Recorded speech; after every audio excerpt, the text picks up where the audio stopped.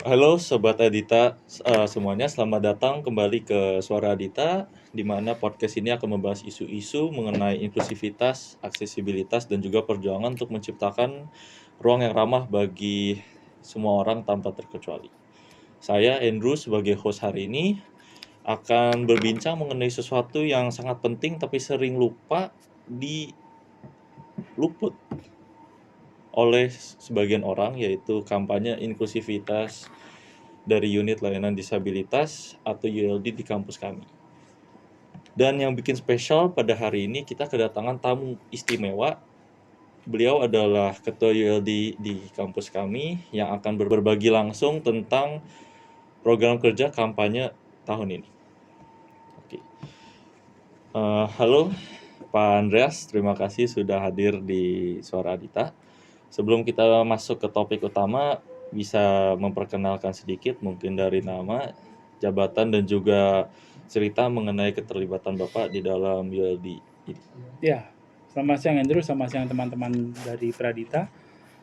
Nama saya Andreas Nova, jadi saat ini kami dipercaya sebagai Ketua ULD, Unit Layanan Disabilitas di Pradita, dan kebetulan kami juga merangkap sebagai di unit HR dan GA di Pradita, seperti itu. Dan unit ini dibentuk tahun lalu, tahun 2024, seperti itu. Oke, baik. Nah, setelah kita udah memperkenalkan diri, mungkin kita akan masuk ke topik intinya, Pak. Ya, silakan. Sekarang kita akan masuk ke bagian yang ditunggu-tunggu. Kalau untuk tahun ini ULD menjalankan program kampanye, bisa diceritakan dulu secara umum, Pak, apa visi dari kampanye ini?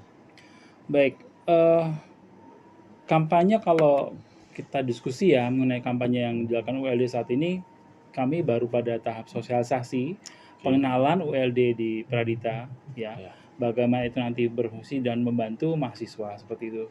Dan kami juga sebenarnya berusaha agar membuat kampus ini menjadi lebih inklusi ya, buat teman-teman yang berkebutuhan khusus seperti itu. Jadi kami berusaha agar Pradita bisa lebih diterima dan lebih ramah terhadap teman-teman yang berkebutuhan khusus. Dan bentuk kampanyenya ya tadi sosialisasi dan juga ada banner, ada semua yang kami lakukan seperti itu. Lumayan menarik ya Pak dari penjelasan Bapak mengenai visi kampanye ini. Mungkin untuk penjelasan lebih detail dari kampanyenya itu, dia bentuknya itu lebih konkret, atau apakah juga kegiatan ini melibatkan mahasiswa secara langsung atau tidak, Pak? Baik, terima kasih. Jadi sebenarnya kalau melihat bagaimana ULD ini dibentuk ya, dan kemudian kalau kita melihat lebih jauh mengenai bagaimana bentuk konkretnya. Nah, sebenarnya kalau kita lihat teman-teman di Pradita sudah melakukan pendampingan. Jadi ada salah satu contoh di salah satu prodi, itu ada teman-teman yang berkebutuhan khusus, ada salah satu mahasiswa maksudnya yang berkebutuhan khusus, itu teman-temannya membantu, terutama ketika mengerjakan tugas, memberikan asistensi. Jadi itu tidak hanya terjadi satu prodi, tapi ada prodi yang lain juga seperti itu. Jadi sebenarnya teman-teman sudah melakukan kampanye secara real dan konkret ya untuk teman-teman yang berkebutuhan khusus di Pradita sih. Untuk yang tindakannya bukan untuk tindakan ya, tapi lebih ke kegiatan yang lain adalah nanti pada saat PKKMB masa baru, kami akan melakukan sosialisasi karena ini penting bahwa Pradita adalah kampus inklusi, dan juga selain itu ULD nggak bisa dilepaskan dari bagian kehidupan dari mahasiswa di mana kita hidup secara beragam. Jadi nanti di PKKMB akan diterangkan lebih lanjut mengenai ULD ini seperti itu. Oke. Kalau boleh tahu ya Pak, biasa menjalankan program seperti ini tuh kan pasti ada tantangannya ya. Ya. Untuk tantangan yang biasa Bapak rasakan di tim ULD itu seperti apa sih Pak sejauh ini? Tantangannya ada beberapa hal. Yang pertama, teknis itu lebih ke arah jumlah personel kami yang masih kurang ya. Relawan kami juga belum banyak ya seperti itu. Maksudnya kami masih berusaha buat merekrut relawan, dan kemudian juga yang tidak kalah penting adalah kemampuan kami untuk memahami berbagai macam disabilitas yang ada, tidak hanya fisik tapi juga di mental. Jadi karena basis kami bukan tenaga ahli yang di bidang kebutuhan Di bidang mental ya. ini ya. Kami juga mengambil usaha untuk mempelajari itu, meskipun saat ini juga dibantu oleh kami memiliki konselor ya di Pradita tuh. Iya. Uniknya kita memiliki konselor yang bertugas untuk membantu dan memberikan pendampingan dan juga tentu saja membantu unit ULD dalam melaksanakan tugasnya seperti itu. Oke. Kalau boleh tahu Pak, tadi anggotanya ada berapa ya Pak? Kalau yang tadi Bapak bilang sedikit ini. Baru sedikit sih, paling baru belasan ya, nggak banyak. Iya gitu. Itu Ada mainly mahasiswa. dari Mahasiswa juga ada. Oh. Selain dari karyawan dan dosen juga ada mahasiswa yang terlibat, tapi tidak hanya di ULD tapi di, karena ULD ini ada payung besar, jadi ada satu organisasi memang namanya PPKT, pencegahan dan di kampus ada. Jadi itu ULD ada salah satu di dalamnya seperti itu. Jadi di dalam naungan dari PPKT itu ya Pak? Iya. Itu. Oke, berarti kalau menurut Bapak ya, kalau dari mahasiswanya sendiri sejauh ini gimana Pak responnya mengenai ULD ini? Apakah udah mulai banyak yang berpartisipasi atau masih ada yang masih kayak bimbang atau bingung gitu Pak pas melihat kampanyenya sejauh ini Pak?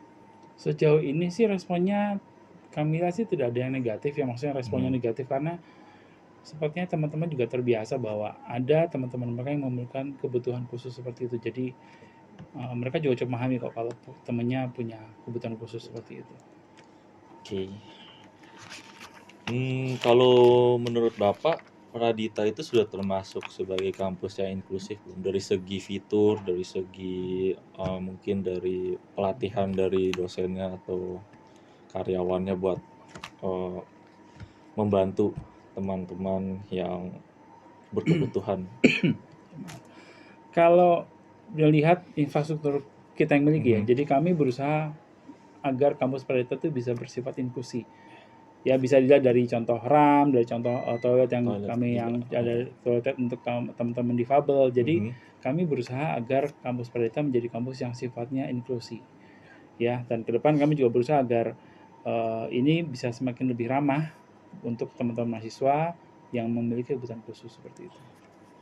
Kalau dari segi karyawan begitu Pak, ada pelatihan khusus nggak Pak untuk menanggapinya? Baik, terima kasih. Pelatihan saat ini sedang kami rencanakan bersama dengan konselor.